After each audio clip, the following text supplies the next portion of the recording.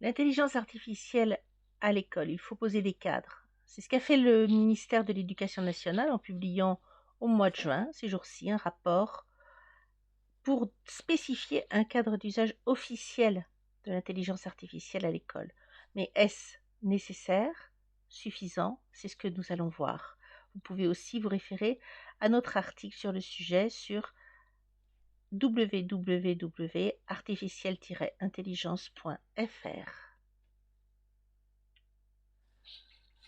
Alors ce texte est enfin arrivé. Il avait été annoncé par Elisabeth Borne en février 2025.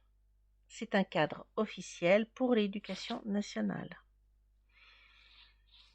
Ce texte a été présenté comme, je cite, le fruit d'une large consultation nationale menée entre janvier et mai 2025. 4 mois de consultation, 500 contributions pour, attention, vous êtes bien assis, 3 pages.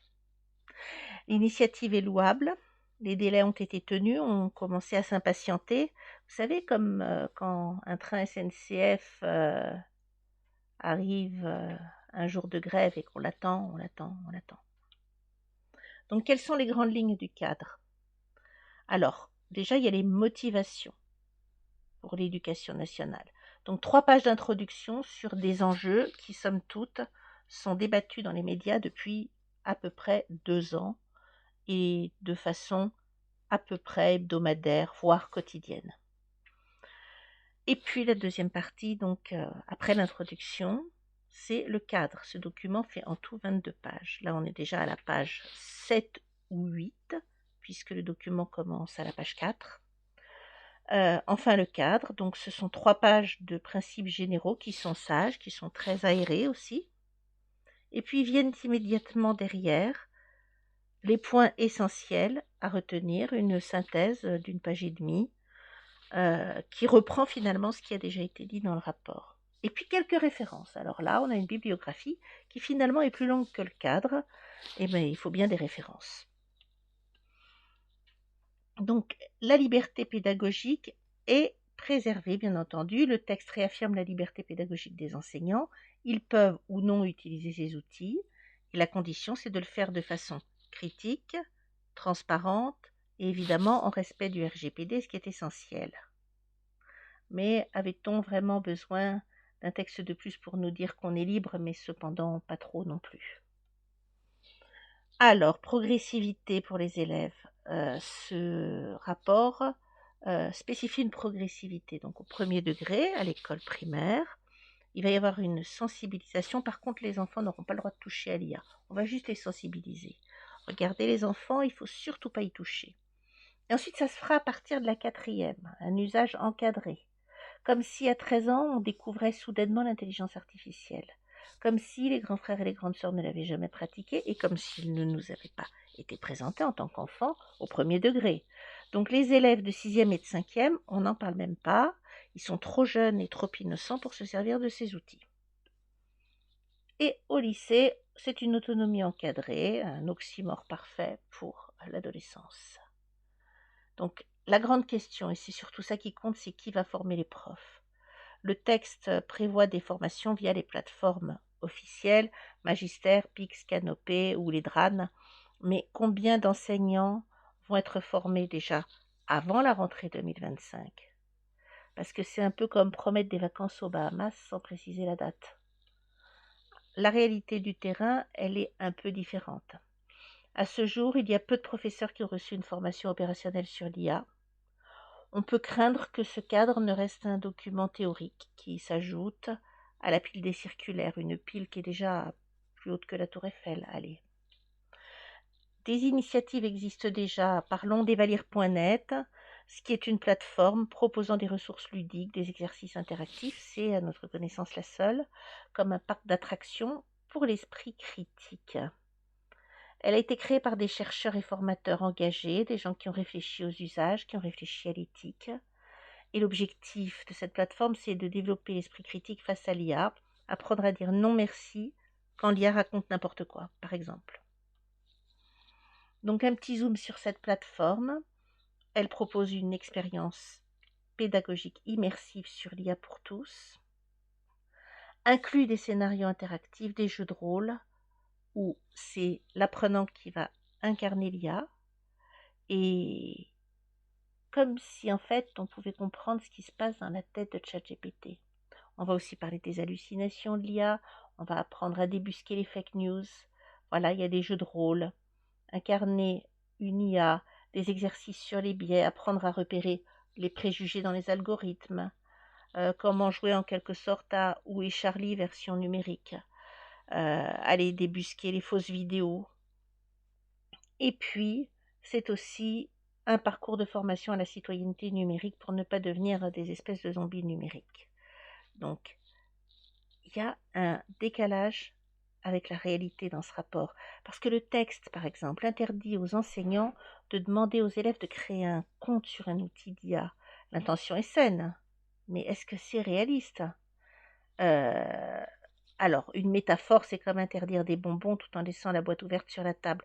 Mais surtout, il ne faut pas perdre de vue que l'intelligence artificielle va donner le meilleur d'elle-même, c'est-à-dire le meilleur de sa technologie, quand elle connaît l'utilisateur, avec tout un historique. Et là, elle va s'adapter au niveau des enfants. Et ça ne peut se faire absolument qu'avec un compte. Sans le compte, c'est impossible.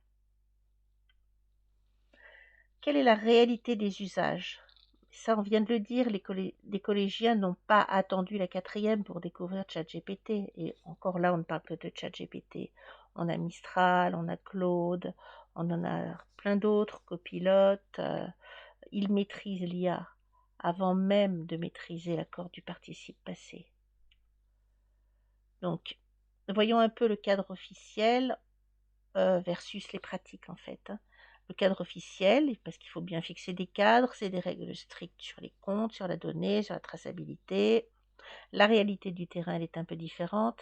Il y a des usages autonomes qui sont déjà installés dans les pratiques personnelles. N'oublions pas que les jeunes l'utilisent à 80%. Et ce qui est nécessaire, c'est une véritable médiation pédagogique et technique. Ce cadre légitime les initiatives pédagogiques et fixe en même temps les lignes rouges. Donc c'est un point d'appui utile. On ne va pas dénigrer ce travail, c'est très bien de l'avoir fait, mais il aurait fallu approfondir un peu plus. Il encourage la réflexion sur l'usage de l'IA en classe, mais quelque part c'est un peu avoir un GPS sans batterie. La direction est bonne, mais on reste en panne, on reste cloué là où on est. Alors, qui va répondre aux questions des enseignants ou des élèves? Est-ce que c'est les inspections? Non, non, elles sont déjà surchargées de travail.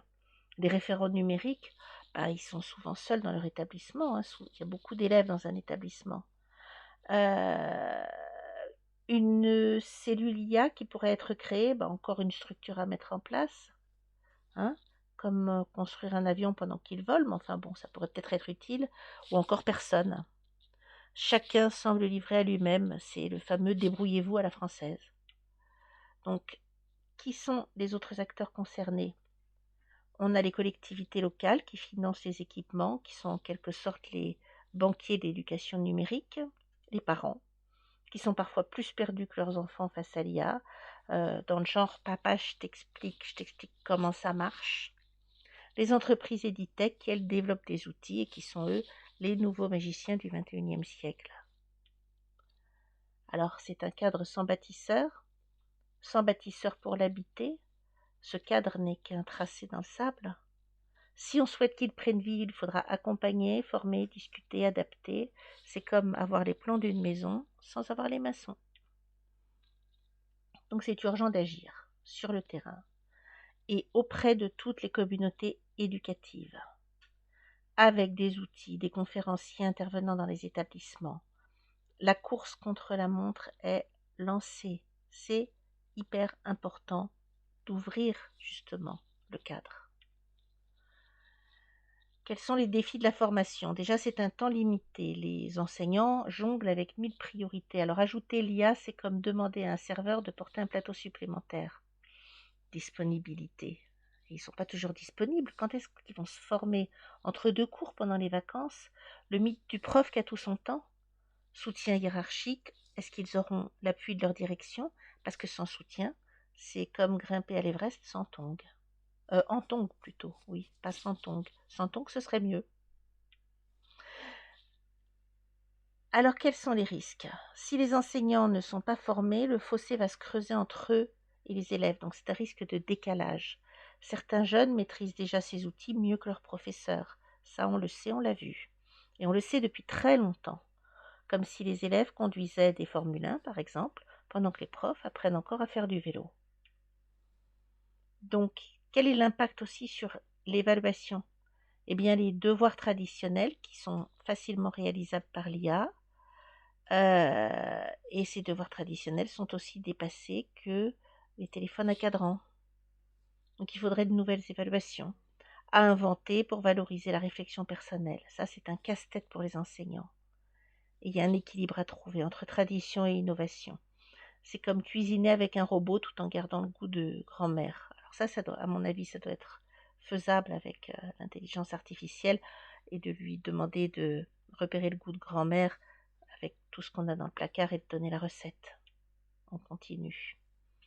Des exemples concrets d'usage. Alors, il y a l'apprentissage personnalisé.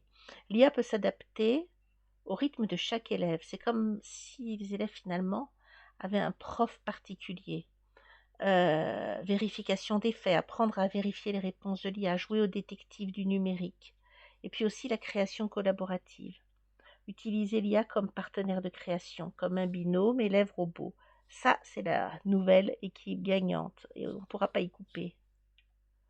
Donc, quelles sont les compétences à développer? L'esprit critique, savoir quand on peut faire confiance à l'IA et savoir quand il ne faut pas faire confiance à l'IA, quand elle vous fait tourner en rond ou qu'elle vous raconte des bêtises. L'éthique, comprendre les implications morales pour ne pas devenir des robots nous-mêmes. La collaboration, travailler avec l'IA, en faire un compagnon, ne pas travailler contre elle. Une danse à deux, c'est pas un combat de boxe. Et la créativité, on peut utiliser l'IA comme tremplin, pas comme béquille. L'humain garde l'étincelle et l'humain continue à créer avec l'IA à ses côtés. Et essayez, vous verrez, c'est passionnant. Alors, est-ce qu'on va vers une école augmentée? Eh bien, l'intelligence artificielle est susceptible de transformer l'école en profondeur. Pas pour remplacer les enseignants, mais pour les libérer de certaines tâches qui sont répétitives. Comme avoir un assistant qui corrige les copies pendant qu'on prépare les cours. Allez, c'est juste une idée. C'est pas ça exactement, mais c'est juste une idée.